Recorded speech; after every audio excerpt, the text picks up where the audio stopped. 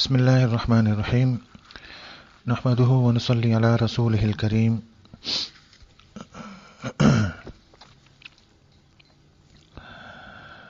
آج ہم سورۃ الملک کے حوالے سے پڑھیں گے اور سمجھیں گے۔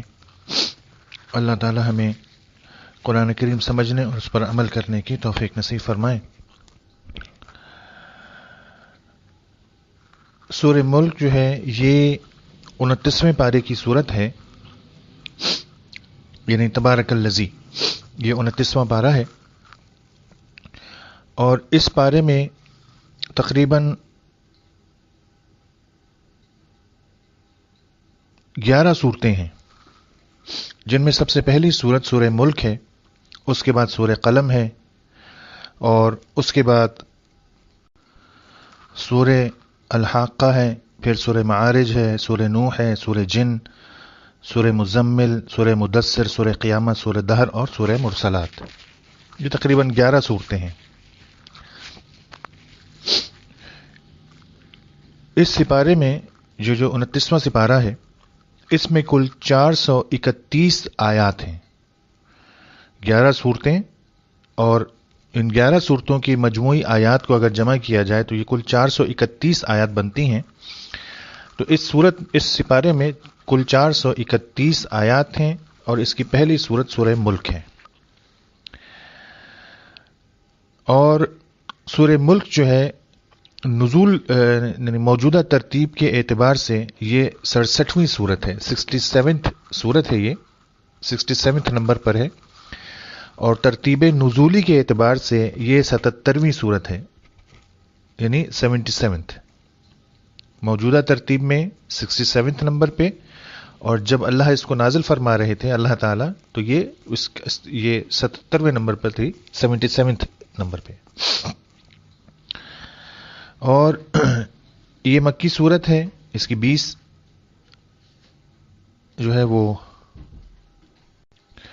اس میں 2 رکوع ہیں، اس کی 30 آیات ہیں، اور اس میں 335 الفاظ اور 1359 کے قریب حروف ہیں۔ یہ کتابوں میں منقول ہے کہ 335 الفاظ اور 1359 حروف اس صورت میں ہیں۔ تو جیسے میں نے پہلے بتایا کہ یہ مکی صورت ہے، اور نبی کریم صلی اللہ علیہ وسلم کی مکی زندگی کے ابتدائی دور میں نازل ہوئی ہے۔ اس صورت سے، یعنی سورہ ملک سے لے کر سورہ ناس تک زیادہ تر مکی صورتیں ہیں، اور تقریباً ان تمام صورتوں کا جو مرکزی موضوع ہے وہ اسلام کے بنیادی عقائد، یعنی توحید، رسالت، آخرت، جنت اور دوزخ کے حالات، اور اسلام کی دعوت اور تبلیغ کے لیے حضور صلی اللہ تعالی علیہ وسلم کو ہدایات اور تسلی دینا ہے۔ اس صورت کے احادیث میں بے شمار فضائل وارد ہوئے ہیں، 2-3 میں یہاں پر ذکر کرتا ہوں کہ نبی کریم صلی اللہ علیہ وسلم نے ارشاد فرمایا کہ قرآن حکیم میں 30 آیتوں کی ایک صورت ہے جو اپنے پڑھنے والے کے لیے سفارش کرے گی حتیٰ کہ اسے بخش دیا جائے، اور وہ صورت تبارک الذی بیدہ الملک ہے۔ اسی طرح سے ایک روایت حضرت جابر رضی اللہ تعالی عنہ سے مروی ہے، وہ فرماتے ہیں کہ رسول اللہ صلی اللہ علیہ وسلم اس وقت تک نہ سوتے جب تک سورہ سجدہ اور سورہ ملک کی تلاوت نہ فرما لیتے۔ اور اسی طرح سے ایک اور حدیث شریف میں آتا ہے کہ حضور صلی اللہ علیہ وسلم نے ارشاد فرمایا، یہ سورت عذاب کو روکنے والی ہے اور عذاب سے نجات دلانے والی ہے، یہ اپنے پڑھنے والے کو عذاب قبر سے بچا لے گی۔ اللہ تعالی ہمیں بھی اس سورت کو پڑھنے کی توفیق، پابندی کے ساتھ توفیق نصیب فرمائے، اور عذاب قبر سے محفوظ فرمائے، اور اس سورت کو ہمارے لیے مغفرت اور معافی کا ذریعہ بنائے۔ اس سورت کے مختلف مضامین ہیں جو مختصراً میں ذکر کروں گا، اور پھر اس کے بعد انشاءاللہ اگلی کسی نشست میں اس کا ترجمہ بھی ہم پڑھیں گے، سمجھیں گے۔ تو سورہ ملک، یعنی ملک جو ہے، اس کے معنی حکومت اور بادشاہت کے ہیں۔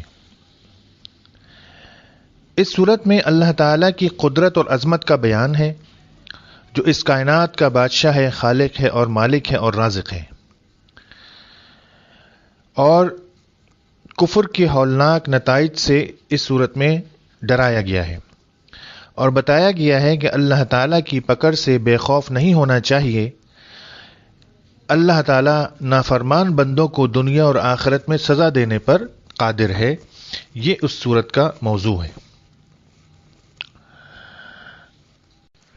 اس صورت میں جن باتوں کی طرف اشارہ کیا گیا ہے، جو آیاتوں میں جو مفہوم اور دوسرے لفظوں میں کہہ لیں کہ جو تشریح ہے، وہ مختصراً پوائنٹ وائز کہہ لیں یا اس میں بتاتا ہوں. مقصد صرف یہ ہے کہ ہم اپنے آپ کو قرآن کے قریب کر لیں، قرآن کے سمجھنے والے بن جائیں، آسانی کے ساتھ قرآن کو ہم ایبزارب کر لیں، آسانی کے ساتھ قرآن کو ہم اپنے اندر داخل کر لیں، اور داخل کرنے کے بعد اس کے اثرات یہ ہمارے جسم پر مرتب ہونے چاہیے کہ ہم اس پر عمل کرنے والے بن جائیں، صرف معلومات اکٹھی کرنے والے نہ بنیں.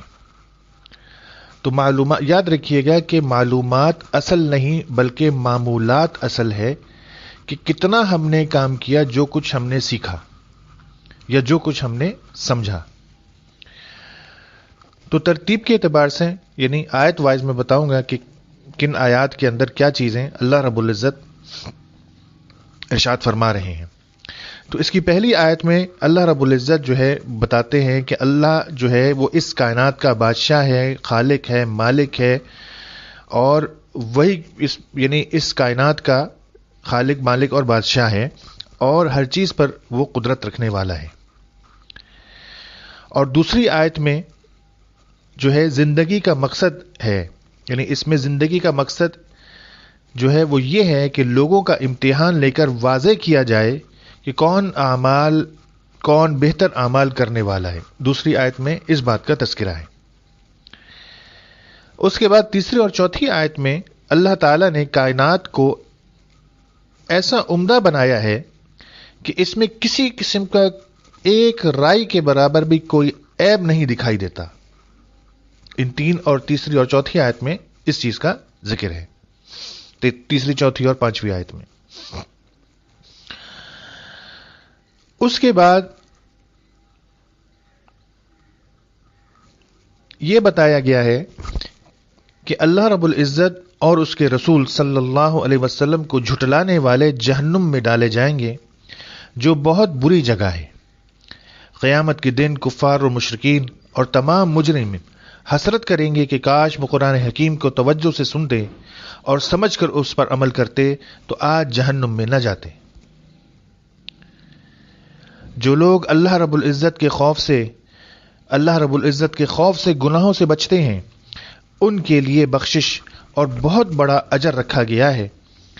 اور اللہ تعالیٰ ہر چیز سے باخبر ہے. یاد رکھیے گا، اللہ تعالیٰ ہر چیز سے خوب باخبر ہے.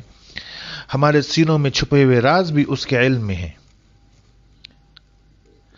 ہمیں اللہ رب العزت کی پکڑ سے بے خوف نہیں رہنا چاہیے کہ جو اللہ رب العزت کو ناراض کرتا ہے، اللہ رب العزت اس پر عذاب بھیجتے ہیں اور اس کی گرفت کرتے ہیں. اللہ تعالیٰ ہی حقیقتاً اور مستقلاً ہماری مدد فرمانے والا ہے، ہمیں رزق دینے والا، ہمیں ہدایت دینے والا. یعنی ہمارے معاملات میں ہر معاملات میں ہم اللہ رب العزت کے محتاج ہیں. قیامت کب آئے گی اس کا علم صرف اللہ رب العزت کو ہے. ہمیں قیامت کے دن کا یعنی ہمیں صرف قیامت کے دن کامیاب ہونے کی تیاری کرنی چاہیے. یہ خلاصتاً میں نے بتایا کہ اس صورت میں ان باتوں کا تذکرہ ہے: جہنم کا خوف، جنت کا شوق، عمل کی طرف توجہ دلانا، رسول اللہ صلی اللہ علیہ وسلم کی پیروی اور اتباع کرنا. تو یہ ہے اصل چیزیں جس پر ہمیں کاربند ہونا ہے اور کارفرما ہونا ہے. اس صورت کا جو ترجمہ ہے انشاءاللہ اگلی نشست میں ہم کریں گے، اللہ نے چاہا تو، اللہ نے توفیق دی. اور دعا ہے کہ اللہ تعالی ہمیں اس پر عمل کرنے کی، جو کچھ بھی ہم نے پڑھا اور سنا اس پر عمل کرنے کی توفیق نصیب فرمائے، اور قرآن کی قدر و قیمت ہمارے دلوں میں ڈال دیں.